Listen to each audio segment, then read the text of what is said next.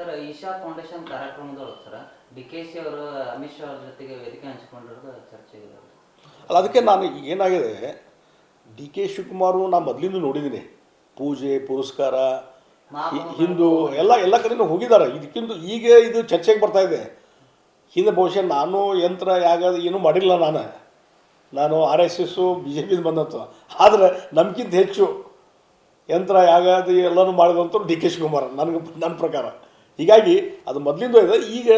ಈಗ ಅವರು ಅಲ್ಲಿ ಕುಂಭಮೇಳಕ್ಕೆ ಪಾರ್ಟಿಸಿಪೇಟ್ ಮಾಡಿದ್ದು ಯಾಕೆ ಇದಕ್ಕೆ ಮಹತ್ವ ಬಂತಂದರೆ, ಈ ಕಡೆ ಕಾಂಗ್ರೆಸ್ಸಿನ ನ್ಯಾಷನಲ್ ಪ್ರೆಸಿಡೆಂಟ್ ಮಲ್ಲಿಕಾರ್ಜುನ್ ಖರ್ಗೆ ಅವರು ಆ ಮಹಾಕುಂಭ ಪುಣ್ಯಸ್ಥಾನ ಅದಕ್ಕೆ ವ್ಯಂಗ್ಯವಾಗಿ ಮಾತಾಡಿದಂಥ ವ್ಯಕ್ತಿ.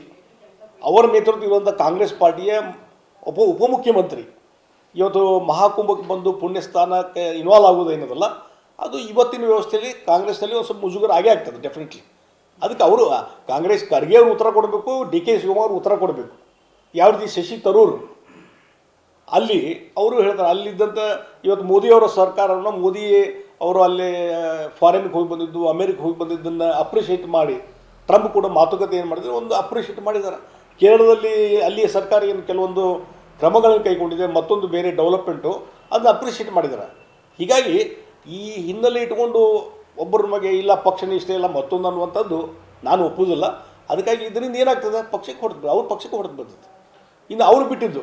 ಹಾಗಾದ್ರೆ ಇದು ತಾತ್ವಿಕವಾಗಿ ವಿರೋಧವಿರುವಂಥ ವಿಚಾರಗಳಿಗೆ ಸಂಬಂಧಪಟ್ಟಿದೆ. ಡಿ ಕೆ ಶಿವಕುಮಾರ್ ಅವರು ಅದರ ವ್ಯತಿರಿಕ್ತವಾಗಿ ನಡ್ಕೊಂಡಾರ ಅಂತ ಕಾಂಗ್ರೆಸ್ನಲ್ಲಿ ಅನಿಸಿದರೆ. ಯಾಕಂದರೆ ಈಗಾಗಲೇ ಅಲ್ಲಿ ಪ್ರಧಾನ ಕಾರ್ಯದರ್ಶಿ ಮೋಹನ್ ಅನ್ನೋರು ಈಗಾಗಲೇ ಫ್ಯಾಕ್ಸ್ನಾಗ ಹೇಳಿಬಿಟ್ಟಿದ್ದಾರೆ, ವಾಟ್ಸಪ್ನಲ್ಲಿ ಹೇಳಿಬಿಟ್ಟಿದ್ದಾರೆ, ಇದರಲ್ಲಿ ಕಳಿಸಿದಾಗ ಅವರು ಒಂದು ಪ್ರಕಟ ಆಗಿದೆ, ಸಾರ್ವಜನಿಕ ಪ್ರಕಟ ಆದಾಗ.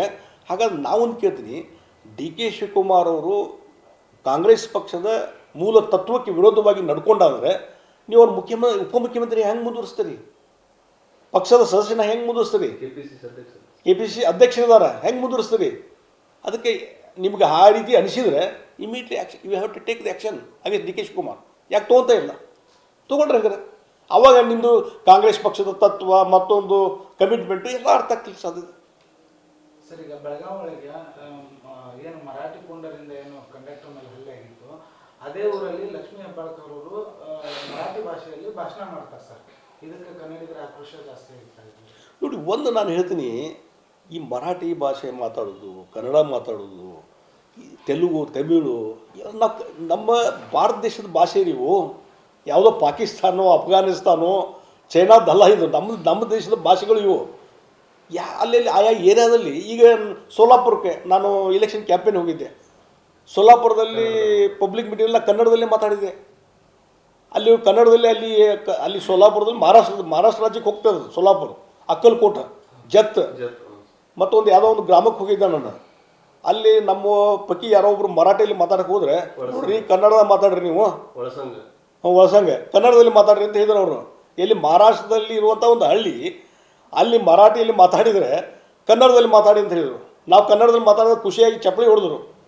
ಅಂದರೆ ಇದು ಭಾಷಾ ಒಂದು ವ್ಯವಸ್ಥೆ ಇದೆ. ಈಗ ಬೆಳಗಾವಿ ನಮ್ಮದು ಅನ್ನುವಂಥದ್ದು ಬಗ್ಗೆ ಪ್ರಶ್ನೆನೇ ಇಲ್ಲ. ಮಹಾಜನ ಆಯೋಗದ ವರದಿ ಕ್ಲಿಯರಾಗಿ ಹೇಳಿದೆ. ಮಹಾಜನ ವರದಿ ಇವತ್ತು ಅನುಷ್ಠಾನ ಆಗಬೇಕಂತ ನಾವೆಲ್ಲ ಹೇಳ್ತೇವೆ. ಬೆಳಗಾವಿ ಅದ್ರ ಪ್ರಕಾರ ಬೆಳಗಾವಿ ಕರ್ನಾಟಕ ಉಳಿಬೇಕಂತ ಮಹಾಜನ ವರದಿಯಲ್ಲಿ ಹೇಳಿದೆ. ಇನ್ನಾದರೂ ಮಹಾರಾಷ್ಟ್ರದ ಕೆಲವು ರಾಜಕೀಯ ಮುಖಂಡರು ಅದು ಫೈಟ್ ಮಾಡ್ತಾ ಇದ್ದಾರೆ. ಇವತ್ತು ನಾನು ಬೆಳಗಾವಿ ಲೋಕಸಭಾ ಸದಸ್ಯನಿದ್ದೇನೆ. ಅಲ್ಲಿ ಎಲ್ಲ ವರ್ಗ ಜನ, ಕನ್ನಡ ಭಾಷೆ ಮಾತಾಡೋರು, ಆಮೇಲೆ ಮರಾಠಿ ಭಾಷೆ ಮಾತಾಡೋವಂಥವ್ರು, ಬೇರೆ ಬೇರೆ ಭಾಷೆ ಇರ್ಬೋದು, ಜಾತಿ ಇರ್ಬೋದು, ವರ್ಗ ಇರ್ಬೋದು, ಎಲ್ಲರೂ ಸಂಪೂರ್ಣವಾಗಿ ನನಗೆ ಸಪೋರ್ಟ್ ಮಾಡಿದರು. ಇವತ್ತು ಅಲ್ಲಿ ಈಗ ಒಂದು 15-20 ವರ್ಷದಿಂದ ಭಾಳ ಒಂದು ಇದಿತ್ತು ಮರಾಠ ಕನ್ನಡ ಅನ್ನೋದು. ಈಗ ಅಲ್ಲಿ ಯಾವುದೂ ಭೇದ ಭಾವ ಉಳಿದೇ ಇಲ್ಲ. ಕನ್ನಡಿಗರು ಮತ್ತು ಮರಾಠಿಗರು ಸಹೋದರಂತೆ ವಾಸವಾಗಿದ್ದಾರೆ ಅಲ್ಲಿ ಬೆಳಗಾವದಲ್ಲಿ. ಮತ್ತು ನಾವು ಮಹಾರಾಷ್ಟ್ರ ಹೋಗ್ಬೇಕಂತ ಅವ್ರಿಗೇನು ಅನಿಸೇ ಇಲ್ಲ. ಬೆಳಗಾವದಲ್ಲಿರುತ್ತ ಮರಾಠಿ ಭಾಷಿಕರು ನಾವು ಬೆಳಗಾವಿ ಹೋಗ್ಬೇಕು, ಇಲ್ಲಿ ಫೆಸಿಲಿಟಿ ಸರಿ ಇಲ್ಲ, ಇಲ್ಲ.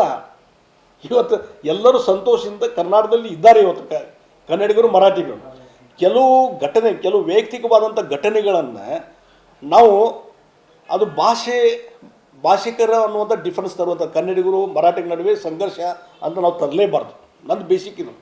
ನಾ ಅಲ್ಲಿ ಹೋಗಿ ಮೊನ್ನೆ 2 ದಿವಸ ಹೋಗಿದ್ದೇನೆ. ನಾನು ಅಲ್ಲಿ ಬೆಳಗಾವದಲ್ಲಿ ಹೋದಾಗ ಆ ಡಿಫ್ರೆನ್ಸ್ ಎಲ್ಲಿಲ್ಲ. ಇವತ್ತು ನಾನು MP ಆಫೀಸಿಗೆ ಮರಾಠಿಗರು ಬಂದಿದ್ದರು, ಕನ್ನಡಿಗರು ಬಂದಿದ್ದರು, ಎಲ್ಲರೂ ಬಂದಿದ್ದರು, ಮರಾಠ ಮಾತಾಡುವಂಥವ್ರು ಬಂದಿದ್ದರು. ಇದಕ್ಕೆ ಆ ಡಿಫ್ರೆನ್ಸ್ ಉಳಿದಿಲ್ಲ, ಅಲ್ಲಿ ಜನಸಾಮಾನ್ಯರಲ್ಲಿ ಇಲ್ಲ. ಇದು ಕೆಲವು ವ್ಯಕ್ತಿಗಳಲ್ಲಿ ಇರುವಂಥದ್ದನ್ನೇ ನಾವು ಅದನ್ನು ವೈಭೀಕರಣ ಮಾಡುವಂಥದ್ದು ಅವಶ್ಯಕತೆ ಇಲ್ಲ ಸರ್. ನಾಳೆ